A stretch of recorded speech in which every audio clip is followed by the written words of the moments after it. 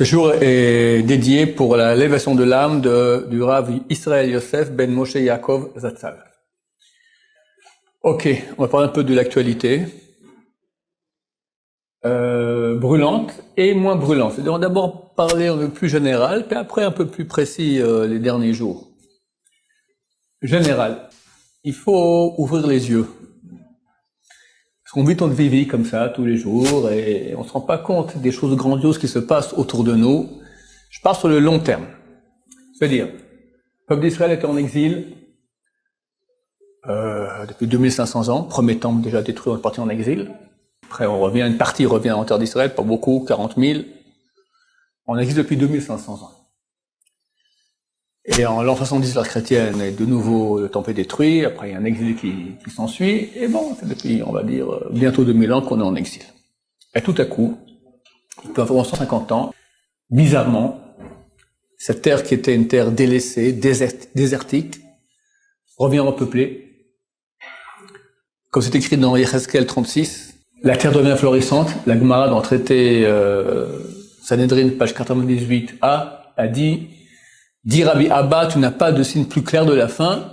Ce verset de Yecheskel 36 qui dit que la terre va donner ses fruits, comme si craché de façon abondante, pour le peuple d'Israël qui est prêt de revenir. La terre d'Israël, qui était une terre désertique, donne ses fruits, parce qu'elle sait que son peuple revient, elle commence maintenant à donner ses fruits. Aujourd'hui, on exporte dans le monde entier.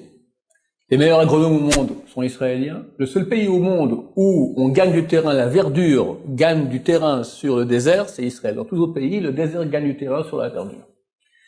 Continue Yecheskel 36 nous dit, les villes qui étaient détruites seront rebâties. On a des dizaines de villes qui sont sur les anciens sites de villes qui étaient détruites avec le même nom qu'il y a 2000 ans. Prenez que Jérusalem, d'accord. Mon arrière-grand-père est venu du Boukhari, l'Ouzbékistan en français, Boukhara, d'accord, c'est au-dessus de l'Afghanistan. Mais toute sa communauté a d'autres chameaux, il y a 150 ans environ.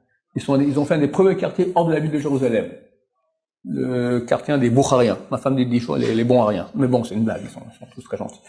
D'accord, c'est un quartier, un des premiers quartiers qui a été construit hors des murailles de la ville. Aujourd'hui, c'est le plein centre-ville. D'accord, qui parle de murailles de la ville de Jérusalem? C'est terminé, on sait complètement, c'est écrit à l'époque messianique, les faubourgs de Jérusalem arriveront jusqu'à Damas. Bientôt, Bérat Hachem. Donc, retour en terre d'Israël. Il y a environ 60 ans, on était moins de 3 millions de juifs ici en terre d'Israël, entourés de 300 millions d'Arabes, ennemis qui veulent notre fin. Les géopoliticiens ont dit, on n'a aucune chance. Du point de vue logique, stratégique, t'as aucune chance. T'es bon, t'es un bon viseur, t'as des soldats qui sont courageux, motivés, mais ok, 1 contre 2, peut-être tu gagnes, 1 contre 3, mais 1 contre 100, pas possible. 3 millions contre 300 millions, aucune chance. Et, dans cette prophétie, il est raconté ainsi que Dieu va mettre des hameçons dans le palais de Gog, lui dire, viens, je vais te tirer de ton pays, toi avec ton armée nombreuse et beaucoup d'autres peuples avec toi, vous verrez comme un ouragan sur la terre d'Israël, sur Jérusalem. Vous verrez un pays paisible de gens qui ont été ramenés d'entre tous les pays. C'est clair. Va ici, prends n'importe quel bâtiment en Israël, prends les adresses d'où tu viens, un Pologne, l'autre Turquie, l'autre Maroc, l'autre Tunisie, l'autre Inde, l'autre Irak, d'accord, même tous les pays. C'est aujourd'hui. Maintenant, moi, ça fait donc 40 ans que je connais cette prophétie, et c'est écrit aussi dans Sanhedrin 98 A et B, là-bas, Rachi tout au haut de la page B, il dit que, à cette époque-là, l'Iran va conquérir l'Irak, et pour venir en terre d'Israël. Ça sera dans les guerres de Gog ou Magog. Moi, j'ai dit, ok, je connais l'Iran, je connais la prophétie maintenant, ils ont braqué la Russie, mais ils peuvent pas passer. Pourquoi? T'as 2 pays super puissants. Entre nous et eux, t'avais l'Irak et la Syrie. Alors même si maintenant le président de la Russie veut venir maintenant, on va dire c'est Poutine, d'accord? Poutine veut venir maintenant attaquer Israël, il peut pas. Pourquoi? Il y a 2 pays qui l'empêchent. À l'époque, c'est pas ce qui s'est passé, il y avait l'Irak et la Syrie. Dieu a dit l'Irak, bye bye, Syrie, bye bye. Et regardez, quelqu'un montré, on m'a dit ça, j'ai eu l'article il y a 2-3 jours dans mes mains, l'Express du février 2009. 10 février, je crois, 10 février 2009. On raconte qu'en 2003, Bush, le fils Bush, part en guerre en Irak. Et ils vont conquérir, ils vont rentrer à Bagdad avec les armées, etc. Il appelle Chirac au téléphone, lui dit, Chirac, viens avec moi. Je suis en train de réaliser les prophéties de la Bible. Je suis en train, Gog et Magog est en œuvre en Moyen-Orient. Gog et Magog est en œuvre au Moyen-Orient.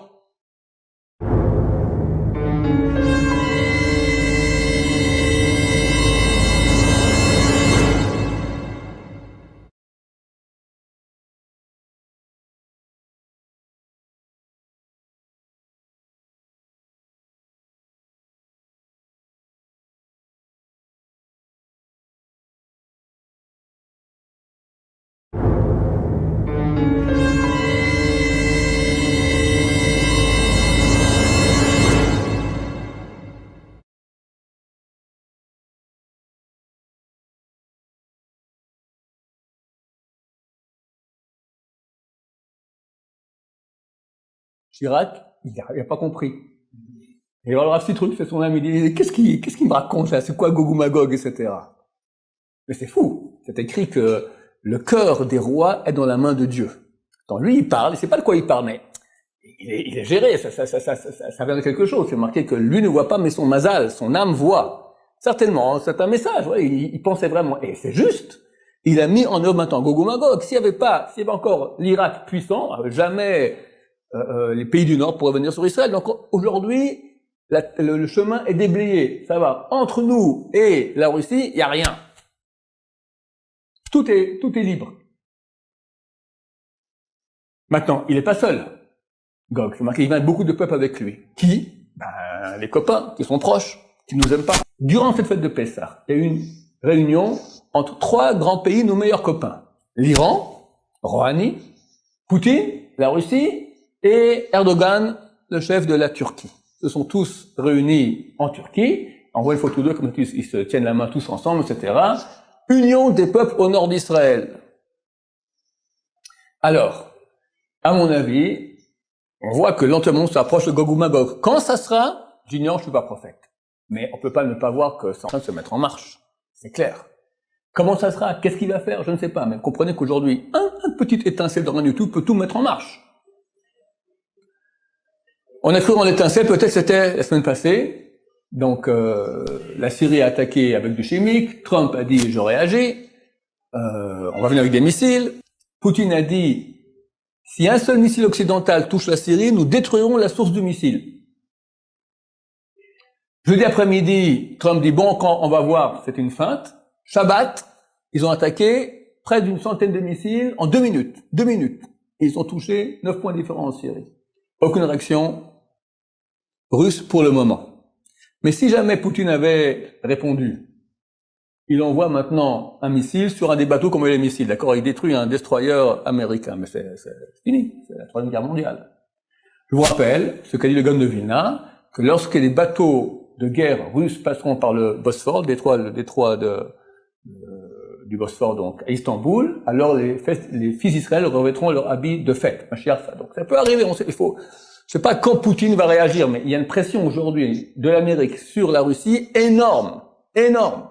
Et Poutine avertit sans cesse, attention, on est en train de glisser vers une troisième guerre mondiale.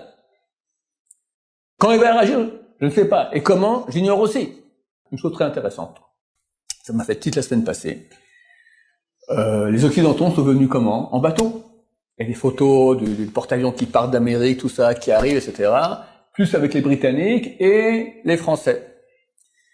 On a le plus grand prophète de tous les temps, Goy. Le plus grand prophète non de toute la Torah. Comment il s'appelle? Bilam. Il vient tenter de maudire le peuple juif et par 3 fois sort une bénédiction à la place d'une malédiction. Et pour finir, il fait une prophétie sur la fin des temps. 2 versets. Oi, mirie misu moel. Malheur qui pourra survivre à cette époque-là. Les sages israéliens, il y a déjà 2000 ans, Rabbi Pirkei Rabbi Eliezer, il dit, il faut lire Oi, malheur mi sous Moël, celui dont le nom est El, c'est Ishmaël. Le seul peuple qui a dans son nom le nom de Dieu, El. Parce que c'est le seul peuple qui sert Dieu. Un Dieu unique qui n'a pas d'image, pas de mère vierge, pas de gros ventre, enfin souriant, tout ça, jaune, enfin toutes sortes de à part Israël, le seul peuple qui est monothéiste vraiment, c'est le peuple d'Ishmaël. Donc la religion d'Ishmaël. Malheur par rapport au décret qu'il y aura par rapport aux Arabes à la fin des temps. Dernier verset, Vetsim miyad kitim, va'inu ashur. Phénoménal. Vetsim.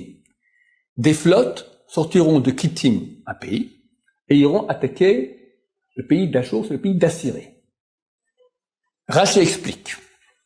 Des flottes armées en grand nombre sortiront de Kittim et passeront par Rome. Où sont les bases navales américaines? En Méditerranée, dans le mer Adriatique, en Italie, pour aller attaquer le pays d'Assyrie. C'est quoi la Syrie? C'est la Syrie et l'Irak, c'est tout ça la Syrie. Phénoménal. Donc on est en train de vivre vraiment, alors, est-ce que c'est le dernier acte? J'imagine que non. Mais en tout cas, quand tu fais la comparaison entre les versets et tu vois ce qu'on est en train de... réveillons-nous.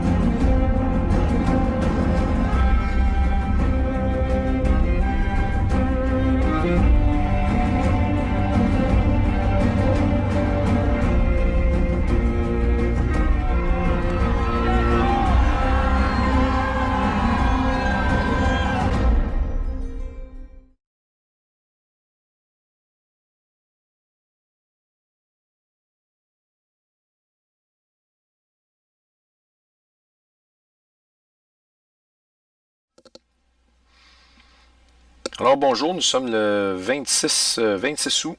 Le temps avance très rapidement. On continue avec le chapitre suivant. La comète C 2012 S1 Ison et l'étoile Régulus, qui représente le Shiloh ou le lion de la tribu de Juda, Jésus qui revient dans le dernier jour, pour l'avènement du cheval rouge, Mars, et du retour du Quetzalcoatl, le Phénix. Alors, vous vous rappelez que c'est du 28 au 29 novembre 2013 que la comète Ison, qui est le cheval blanc, a entrepris sa périhélie autour du Soleil. La périhélie, je vous le rappelle, c'est la position la plus proche du Soleil lorsque vous avez une orbite elliptique d'un objet qui tourne alentour d'un autre objet. Donc, c'est à ce moment-là que, justement, Ison a été mise en pièces en partie et qu'elle a, dans son passage infernal dans l'atmosphère du Soleil, elle s'est transformée en un gigantesque phénix, en brûlant et en renaissant de ses propres cendres, parce qu'effectivement, elle a survécu à l'atmosphère infernale du Soleil. On l'a vu très bien, malgré ce que certains ont prétendu que c'était fini Dyson. On la voit continuer avec un noyau très important, mais avec énormément d'objets alentour d'elle, tout effrité, qui accomplit, tu as été précipité sur terre, tu as voulu aller au septentrion, etc., dans Isaïe 12, versets 13 à 15, comme on l'a déjà vu. Et donc, en plus de faire le phénix, comme elle l'a fait, elle a accompli avec une précision stupéfiante la prophétie maillante du retour de l'oiseau à plumes, le Quetzalcoatl. Alors ici, c'est quelque chose que je vous ai déjà montré, mais je vais réviser rapidement. Vous voyez l'oiseau à plumes, et le serpent mange la tête de l'oiseau à plumes. Ici, on le voit. OK? On le voit aussi ici, et c'est exactement ce qui s'est passé le 16 septembre, soit la fin de la terminaison du calendrier Maya, exactement, en 2013, le 16 décembre 2013, voyez-vous, Ison était ici, et près de la bouche du serpent.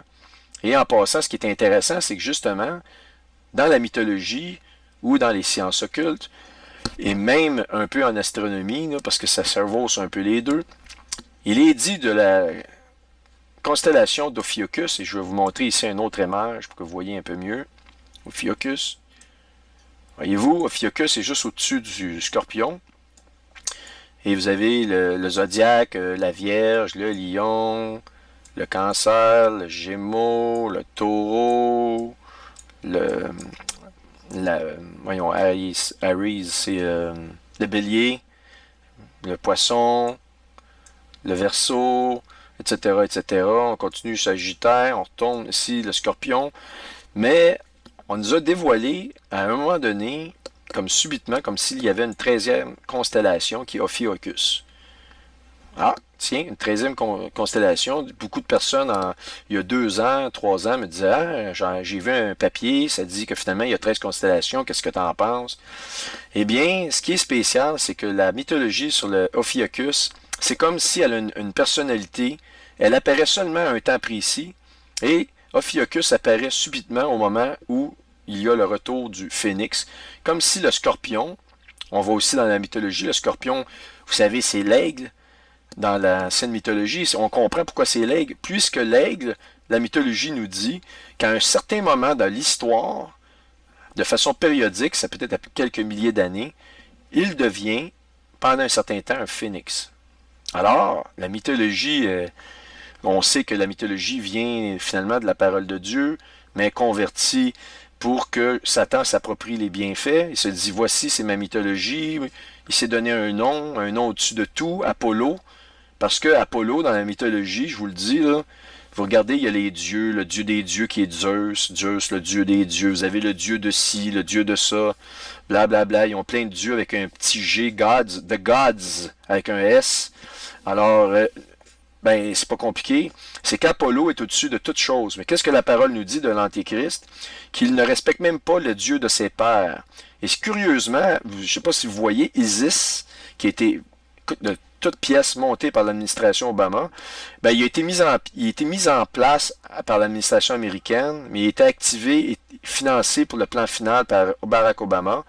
Et donc, même, il y a un article qui est sorti cette semaine, 500 millions de dollars que Barack Obama les a donnés pour massacrer les chrétiens, etc., mettre à mort les chrétiens, détruire les chrétiens.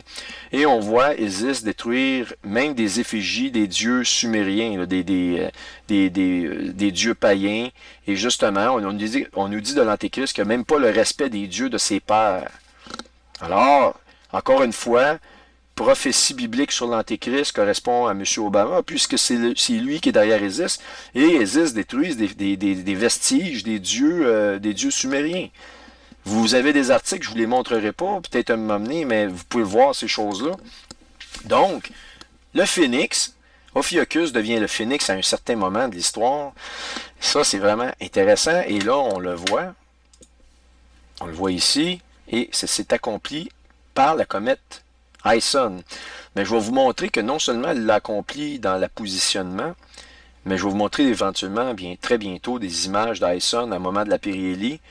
Et je vous mets au défi de me dire que c'est pas un phénix qu'elle a fait avec les ailes et la queue qui se déploie dans le ciel.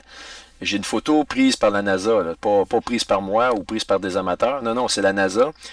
La comète Ison a littéralement créé, en se consumant, la forme d'un oiseau phénix. Et vous ne me direz pas que c'est un hirondelle, vous allez me dire que c'est un phénix. Là. Il n'y a aucun équivoque. Ça, c'est surnaturel. Mais saviez-vous aussi que l'oiseau qu'on aperçoit sur le grand sceau des États-Unis d'Amérique, que l'on croyait être un aigle, représente en définitive un phénix?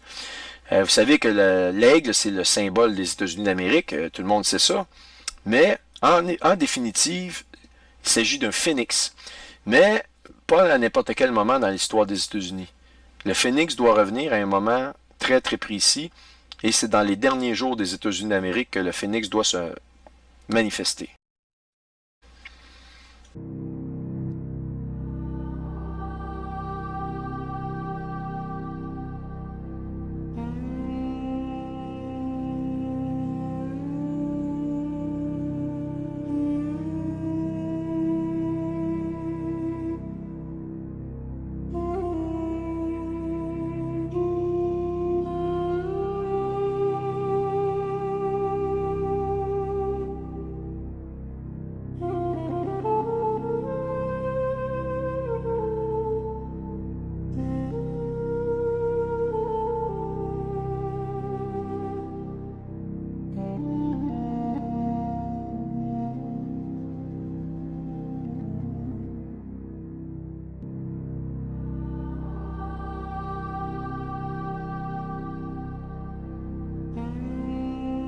What or who are the Shining Ones?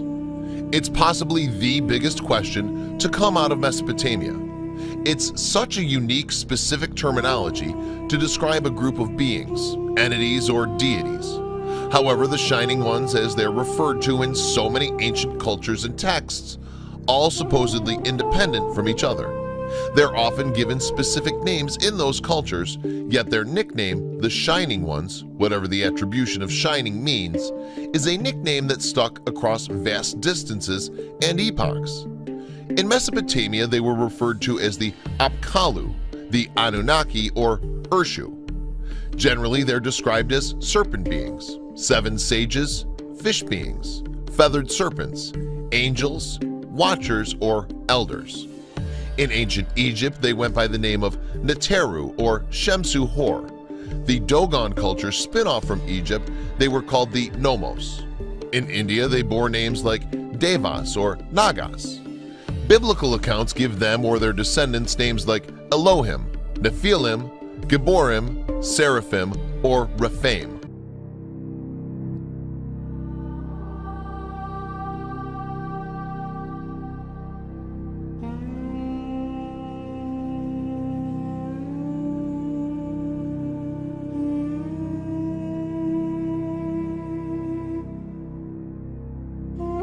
In ancient Hittite religion, Anu is a former ruler of the gods who was overthrown by his son Kumarbi, who bit off his father's genitals and gave birth to the storm god Teshub.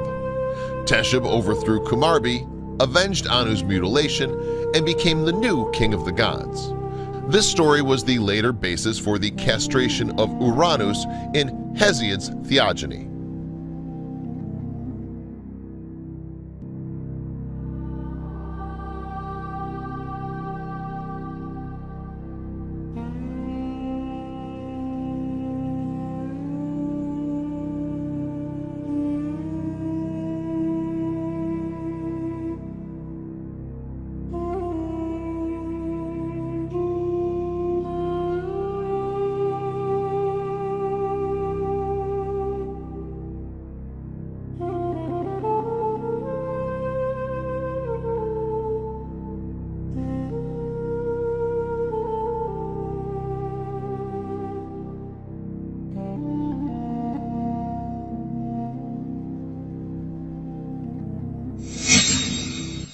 Inanna was the Anunnaki Sumerian goddess of love, fertility, war, justice, and power.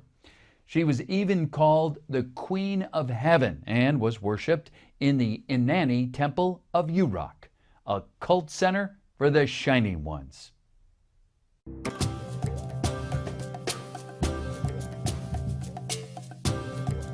In the Sumerian epic Inanna's Descent into the Netherworld, the Anunnaki Shining Ones are portrayed as seven judges who sit before the throne of Ereshkigal in the underworld. Later Akkadian texts such as the Epic of Gilgamesh follow this portrayal. During the Old Babylonian period, the Anunnaki were believed to be the chthonic deities of the underworld, while the gods of the heavens were known as the Igigi. The ancient Hittites identified the Anunnaki as the oldest generation of gods who had been overthrown and banished to the underworld by the younger gods. Inanna was the Anunnaki Sumerian goddess of love, fertility, war, justice, and power. She was even called the Queen of Heaven and was worshipped in the Inanni Temple of Uruk, a cult center for the Shining Ones.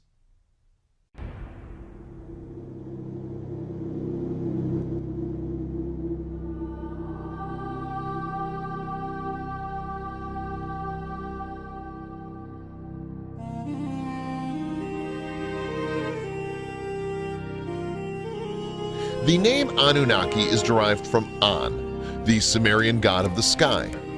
The name is variously written Danuna, Danuna Kene, Danun Na, meaning princely offspring or offspring of Anu. The Anunnaki were believed to be the offspring of An and his consort, the earth goddess Ki. Assyriologist Samuel Noah Kramer identifies Ki with the Sumerian mother goddess Ninhursag, stating that they were originally the same figure. The oldest of the Anunnaki was Enlil, the god of air and chief god of the Sumerian pantheon. The Sumerians believed that until Enlil was born, heaven and earth were inseparable. Then Enlil cleaved heaven and earth in two and carried away the earth, while his father Anu carried away the sky.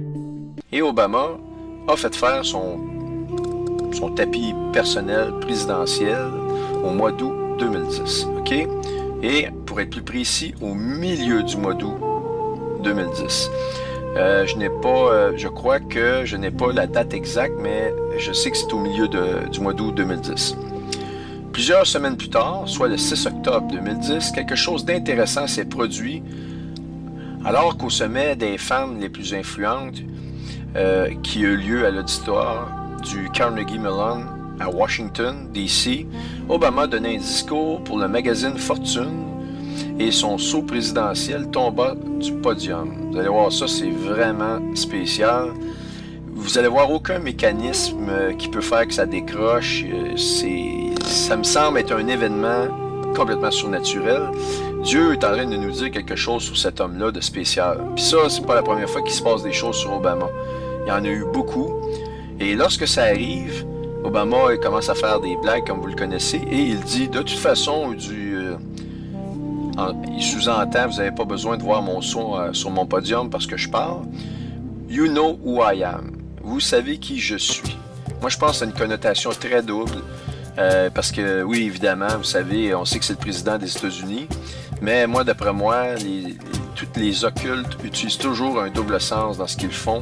Et il y a une autre signification à You know who I am. Alors, donc, je crois que cet événement n'est pas le fruit du hasard. Il nous a été donné comme un avertissement. Qu'il soit orchestré par une quelconque machination ou par l'action de Dieu, Obama avait déshonoré le sceau présidentiel sur son tapis. Pour nous signifier dans le fond qu'Obama avait déshonoré le sceau présidentiel sur son tapis dans le bureau ovale.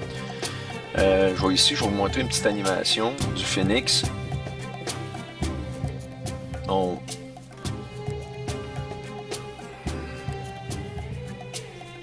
ça c'est le phénix. On voit l'angle du cou qui revient par le derrière versus le cou est penché par le devant pour l'aigle.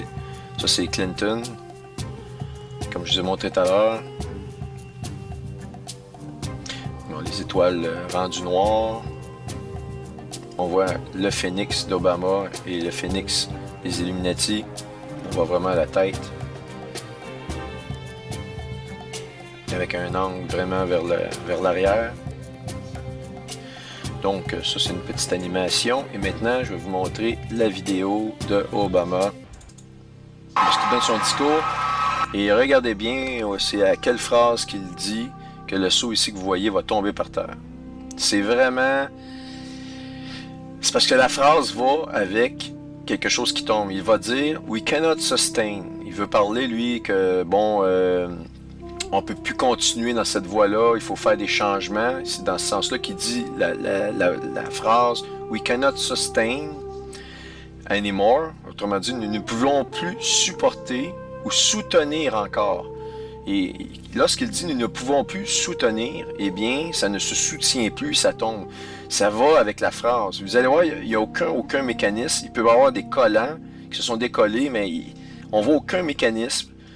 Derrière, il n'y a pas de crochet, il n'y a absolument rien qui fait que ça aurait pu tomber exactement à la phrase qu'il dit. C'est pour ça que je vous dis c'est inexplicable.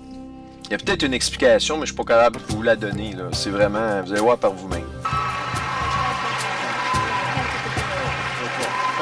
Là, je ne vous traduirai pas tout ce qu'il dit. Ce qui est important, c'est au moment où il dit cette phrase-là, puis que vous voyez ça tomber. Le reste, il dit un discours d'environ une demi-heure. Là, je l'ai coupé là, pour que vous voyez cet événement-là. Hello, everybody. Internet. So that you can get your products and services to the work of the future. We cannot sustain. Oops. Was that my? Voyez-vous, we cannot sustain, bang, bang, ça tombe à terre. Et là, ce qui est encore très important, voyez-vous, là, il n'y a pas de sourire, là. Il va dire une phrase qui, d'après moi, est à double sens. Les occultes sont très forts là-dessus. De toute façon, il va dire, c'est pas important, you know who I am. Vous savez qui je suis. Évidemment, tout le monde sait que c'est le président des États-Unis. Vous allez voir, quand il dit, il n'y a pas un sourire, c'est pas une blague. Il est très, très sérieux, puis après ça, il se met à la blague. Et les gens vont vraiment rire dans la salle, trouvent ça bien, bien cocasse, trouvent ça bien drôle, sans se douter qu'il y a un message double à l'intérieur de ça. Alors, Obama, c'est pas la première fois qu'il dit « You know who I am » ou qu'il fait des rapports à ce niveau-là. Qu'est-ce qu'il veut dire par ça? Lui, je pense qu'il se prend pour la personne qui va dominer sur le monde. Moi, c'est mon opinion. Sinon, you know who I am, il est le président des États-Unis, mais lui, il se comporte pas comme le président des États-Unis. Il se comporte pour quelqu'un qui va aller plus haut que ça, là. OK? Oh, Écoutez bien. goodness. That's all right. All of you know who I am. Regardez le visage sérieux. Il dit, chacun d'entre vous savez qui je suis. Regardez, il n'y a pas... si quelqu'un me dit que c'est une blague, avec la face qu'il fait, il envoie un message très sérieux pour une minorité qui peut voir à travers son message.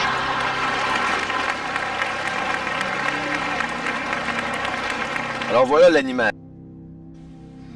Alors aussi, vous avez un transcript de ce que dit « We cannot sustain » qui signifie « Nous ne pouvons plus soutenir, maintenir », justement. Ça a tombé exactement à ce moment-là. « Ô bonté, chacun de vous savez qui je suis. » Alors, devant un auditoire très amusé, moi je crois, comme je vous ai dit, que cette déclaration d'Obama signifie bien plus. Que de toute manière, vous savez tous que je suis le président des États-Unis. Ça signifie beaucoup plus que ça. Et donc... comme nous l'avons déjà vu, la comète Ison, qui représente le cheval blanc, parce qu'elle accomplit mot pour mot les prophéties bibliques d'Ésaïe 14, versets 13 à 15, et Apocalypse, chapitre 6, versets 1 à 2, et qu'elle correspond aux visions, notamment aussi de Nostradamus et de plusieurs nations qui nous parlent d'une comète qui va rentrer, qui va être le début de grands problèmes. Il y a même une prophétie sumérienne à cet effet-là. Et il y a trop de convergence sur l'avènement d'une comète qui correspond à Ison pour nous dire que cet objet-là n'est pas super important. Il y a d'autres comètes actuellement qui sont rentrées dans le système solaire et puis je peux vous dire qu'ils ont vraiment une connotation biblique, mais je n'aurais pas le temps de les étudier. Si je faisais ça, ça serait péché parce que je manquerais la cible. La cible, c'est de parler des convergences qui viennent le mois de septembre et de ces choses-là, fait qu'on va se concentrer là-dessus.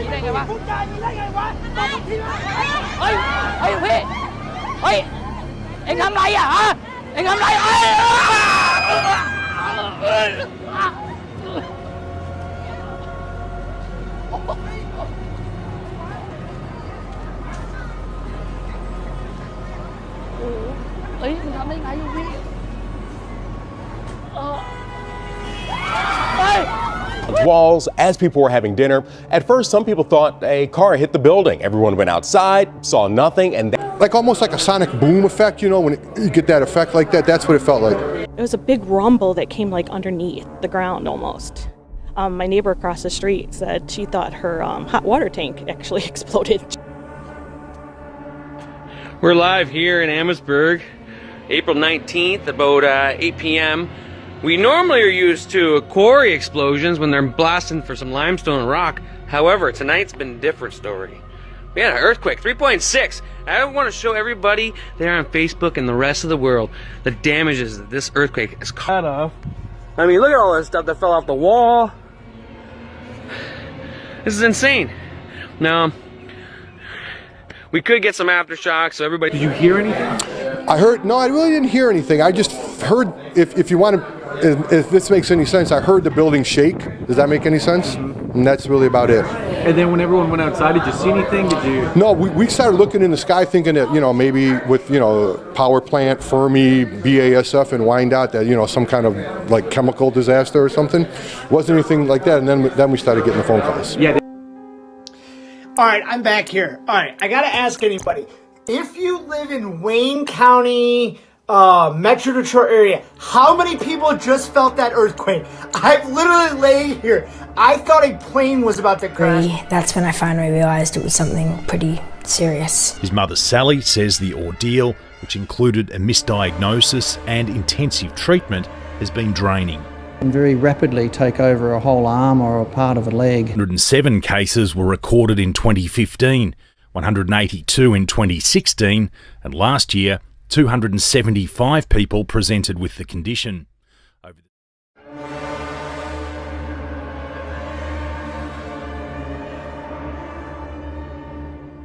What is up, ladies and gentlemen? This is James Lafleur with the Impossible Channel. Welcome back. Hope you're having a wonderful day. Guys, today I'm going to be talking about a really scary topic.